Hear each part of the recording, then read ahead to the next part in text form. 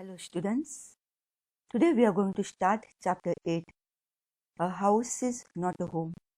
Now students, what is this chapter is all about? And we will see now, a house is not a home, what happens in this chapter. This story reflects the challenges of being a teenager and the problems of growing up. How does the author overcome his problems? So students, what is that? The story is all about reflects the challenges of being a teenager. Who is a teenager? You all guys who are boys and girls who are of the age from 13 to 18, 19 are called as teenagers. And so the problems as you grow up and all. And so the author also has his problem and how does he overcome? It's all about it. So let's see what happens when the author changes his school, goes to the new school. There he faces some problems. Then at home also he has some problems. So let's begin the story. My first year of high school felt awkward. After leaving junior high at the head of my class with all the seniority the upper grade levels could afford me, it felt strange starting over as a freshman. The school was twice as big as my old school. And to make matters worse, my closest friends were sent to a different high school. I felt very isolated.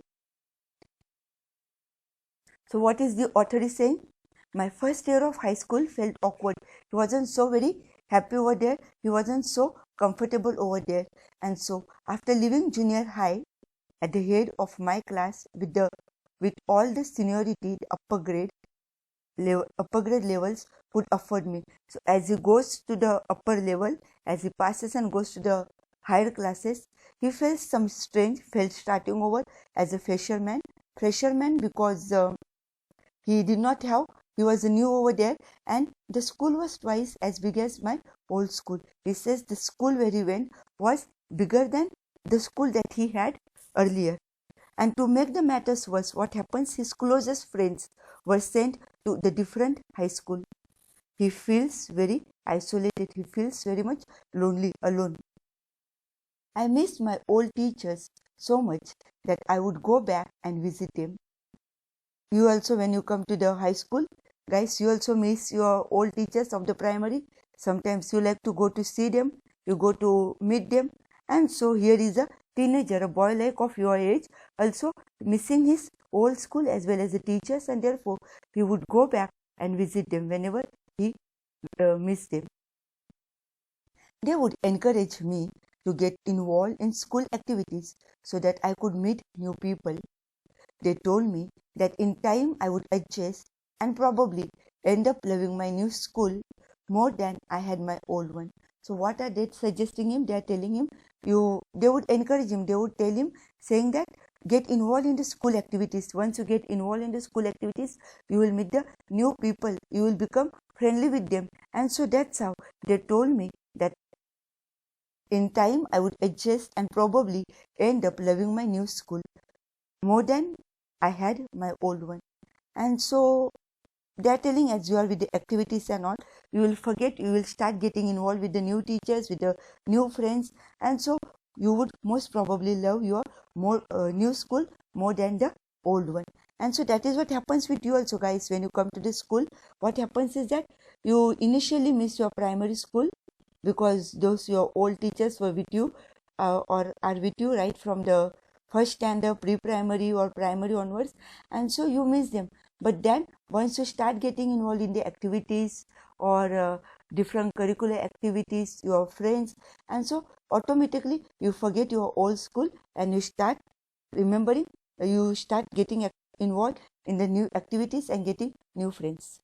They made me promise that when that happened, I would still come by and visit them from time to time. I understood the psychology in what they were saying, but I took some comfort in it nonetheless. So what is he saying?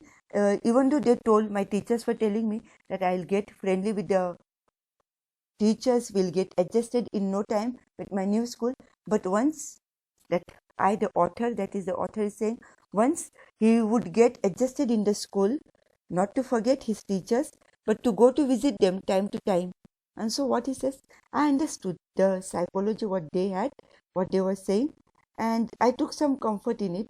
Nonetheless, was not so, but he too felt that it would happen.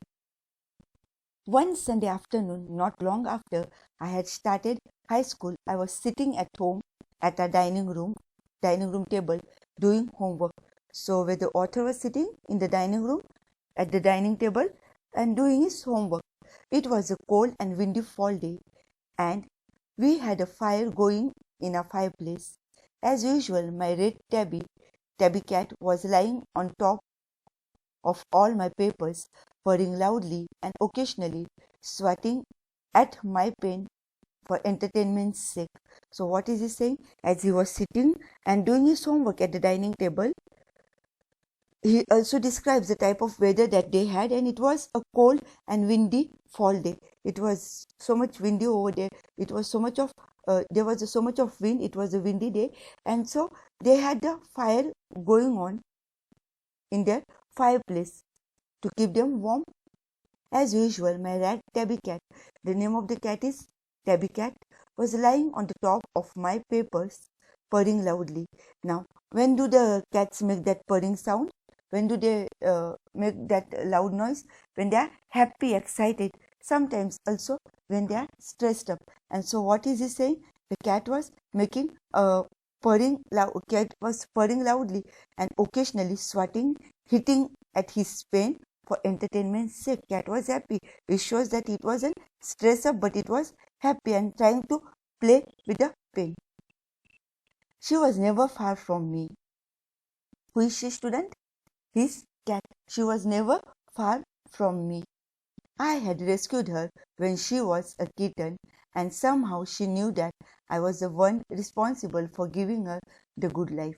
So what the author had done, he had rescued her, he had saved her when she was a kitten, when she was a small kitten, and somehow the cat, as if the cat knew, or the cat knew that the author is the one who is responsible for giving her the good life or the new life.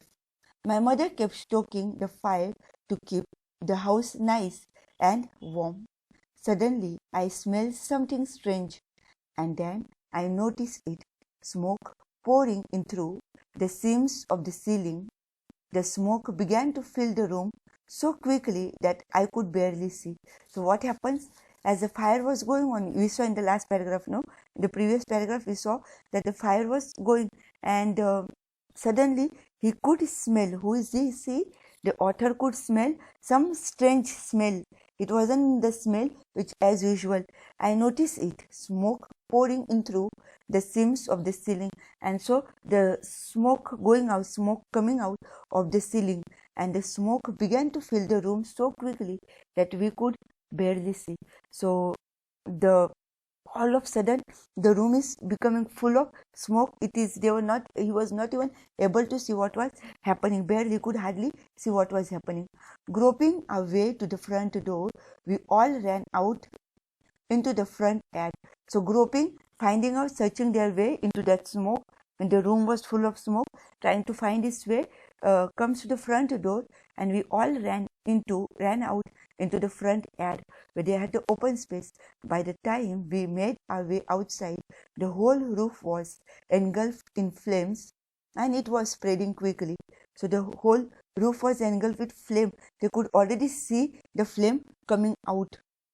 I ran to the neighbors to call the fire department while I watched my mother run back into the house. So what happens? He's running to the neighbor's house to call the fire brigades, whereas he also watched his mother. What was mother was doing? Whereas his mother was running back into the house.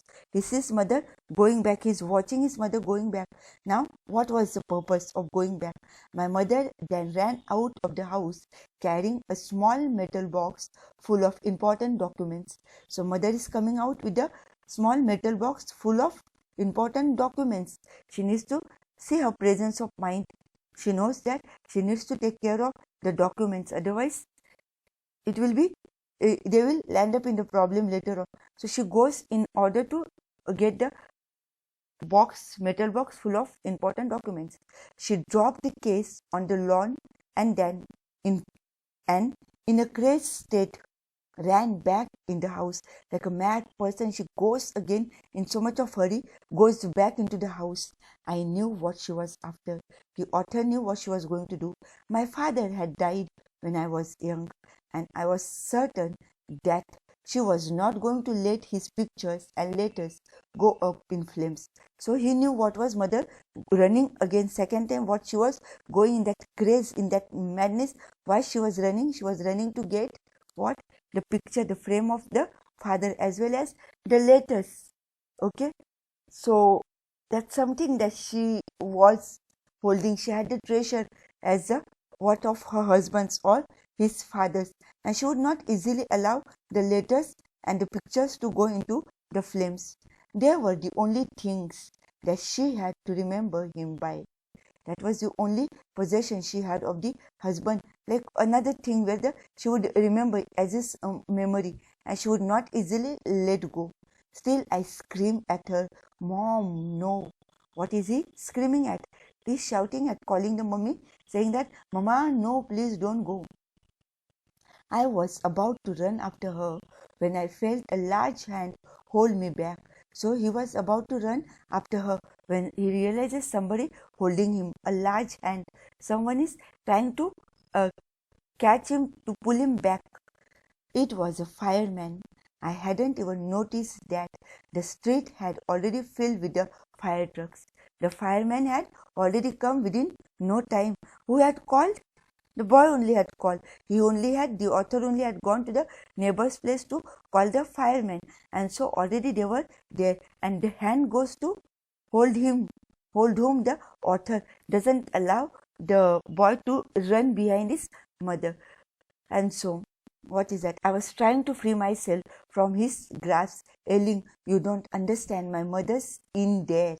So what is he telling to the fireman? "You don't know, you don't understand what I am doing. My mother is there inside in the house."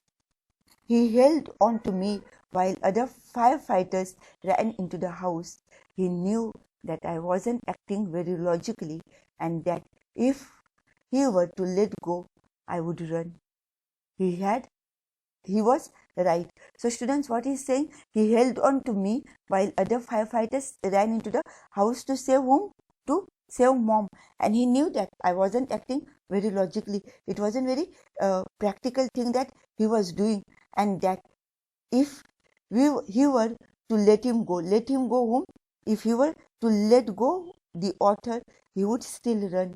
And he was right. To run, why? To save his mom. "It's all right. They will get her," he said.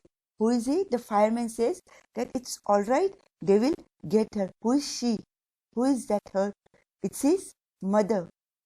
He wrapped a blanket around me and sat me down in our car. So the blanket, students, when the fire takes place, you also wrap the blanket around the person. And so what? In order to douse the flame. And so blanket was around me and sat me down in the car. So they make him sit down in the car. Soon after that, a fireman emerged from our house with, you can see, students, the picture, the fireman over there,